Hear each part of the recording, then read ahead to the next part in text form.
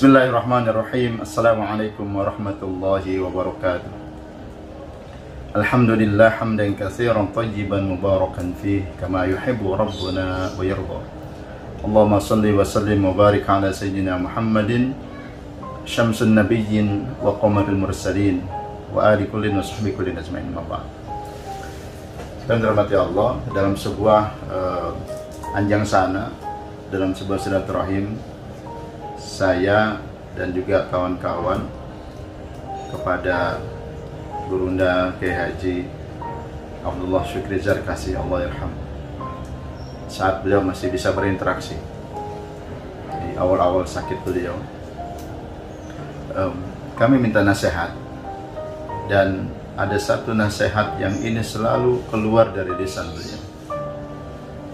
Pertanyaan sih, lebih pada pertanyaan. Ketika kami meminta nasihat, Kiai, Ustaz, beri kami nasihat, keluar dari beliau pertanyaan, kamu masih sholat?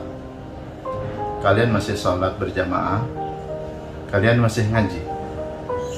Masih baca Quran? Allah. Sederhana sekali pertanyaan ini, namun nampaknya harus beliau tanyakan kepada kami para alumni, kami para santri beliau. Dan kerasa betul bagaimana dua hal ini memang yang menjadi identitas seorang santri abadan. Kalau dua hal ini sudah tidak ada, maka mungkin copot itu identitas kesantrian seseorang, bahkan identitas keimanan seseorang. Sholat, Masya Allah, Masya Allah. Barangkali ini yang menjadi sindrom bagi sebagian kecil, saya angkat sebagian kecil, orang-orang yang merasa, boleh jadi saya dan beberapa kawan yang merasa, kalau kita keluar dari pesantren karena kita merasa sudah 6 tahun, 10 tahun di pesantren, kita sudah sering sholat berjamaah, nggak pernah putus ngaji, bahkan sebulan khatam bisa 3-5 kali mungkin, karena kita setiap subuh, setiap maghrib kebut terus untuk ngaji ya, untuk kemudian kita tilawah Al-Quran, tadarus. Lalu ketika keluar dari pesantren, ada rasa bahwa sudah cukup nih, sudah punya banyak bekal gitu ya, merasa sudah punya banyak tabungan. Akhirnya banyak yang kemudian, sekali lagi tanda kutip, saya tidak menjustice kepada siapa, saya hanya menjadi berbagi pengalaman, berbagi motivasi buat saya dan kita semua, bahwa dan saling menasihati, tawassaw bis sabr, tawassaw bil haqq wa tawassaw bis sabr, bahwa urusan sholat ini number one, betul, number one. Banyak yang merasa bahwa saya sudah cukup nih, sehingga apa sholatnya waliya'yadzubillah ditelat-telatin, kemudian bahkan waliya'yadzubillah ada yang kemudian meninggalkan sholat karena merasa berat beban kehidupan dan sebagainya, dan merasa apa macam-macam. Waliya'yadzubillah. Mudah-mudahan kita terlindung dari hal itu. Ini yang mungkin jadi nasihat beliau. Dan perlu juga kita ketahui bahwa segitunya Nabiullah Ibrahim alaihissalatu wassalam, yang punya kedekatan begitu dekat dengan Allah Subhanahu wa taala, bahkan beliau punya julukan Khalilullah, temannya. Khalil itu lebih dari sahib, temannya Allah. Ya, tanda kutip ya, teman, Khalilullah. Tapi beliau tetap meminta kepada Allah agar anak keturunannya, agar beliau dan anak keturunan menjadi ahli sholat. Rabbi ja'alni muqimas shalah wa min dzurriyyati rabbana wa taqabbal du'a. Ya Allah, jadikan aku, anak keturunanku, muqimas shalah, orang yang senantiasa mendirikan salat. Rabbana wa taqabbal du'a. Ya Allah, kabulkanlah doa kami. Lalu berikutnya beliau juga meminta ampun buat dirinya, buat orang tuanya, dan buat kaum mukminin. Ini masih nyambung dengan doa sebelumnya. Rabbana ighfirli, ya Allah ampunilah dosaku, wali walidayya, dan juga kedua orang tuaku, walil mu'minina yauma yaqumul hisab, dan juga orang-orang yang beriman hingga nanti pada hari perhitungan.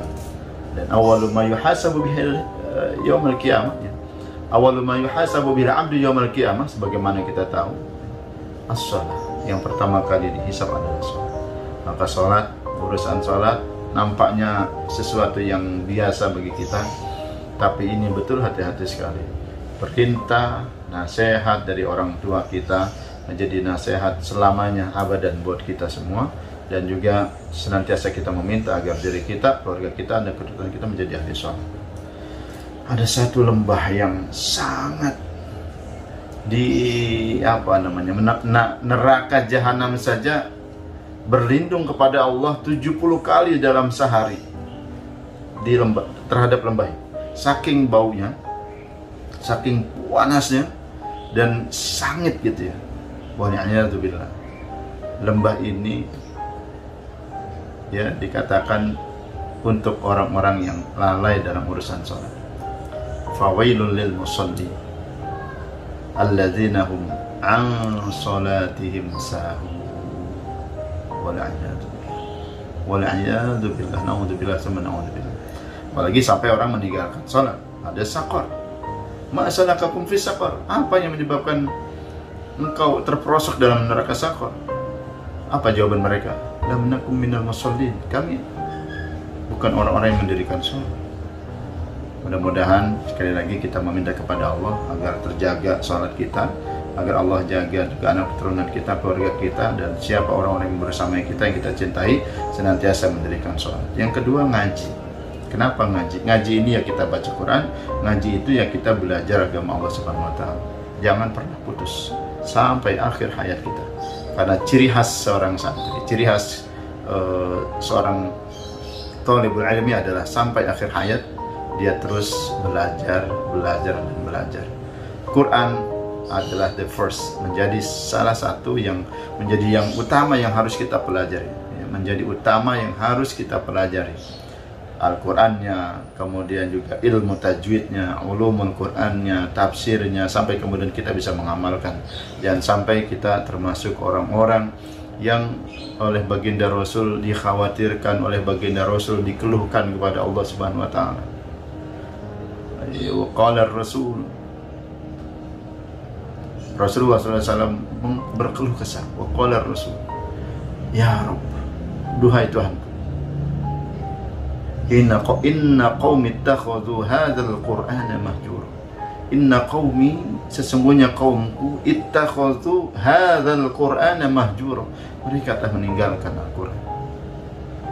Punya Quran enggak dibaca tapi tidak mau memahami, paham tapi kemudian tidak mau mengajarkannya, diajarkan tapi tidak mengamalkannya, dan sebagainya. Mudah-mudahan kita terhindar dari dua dosa ini, dosa meninggalkan sholat dan dosa jauh daripada Al-Quran. Mudah-mudahan juga kita termasuk ahli sholat dan juga hamil Al-Quran, jadi ahli Quran bersama keluarga kita, anak keturunan kita, dan orang-orang yang bersama kita. Assalamualaikum warahmatullahi wabarakatuh.